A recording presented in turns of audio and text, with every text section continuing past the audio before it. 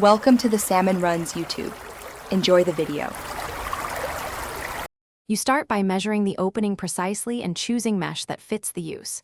Measure width and height, then subtract a few millimeters so the mesh can sit without buckling.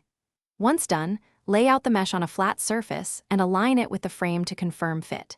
Make sure you have a spline roller, scissors, a staple gun or adhesive, and extra spline. This avoids rework and explains why a tight but not stretched mesh gives the cleanest result.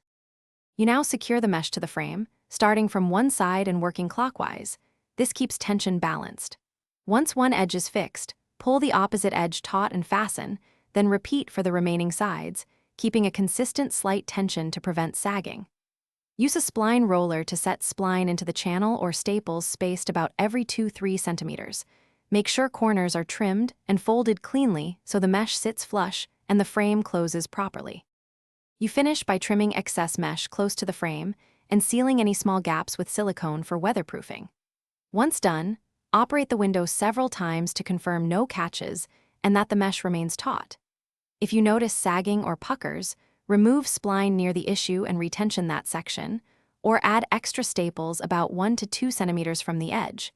This targeted fix saves you from redoing the whole screen and explains why local adjustments work best.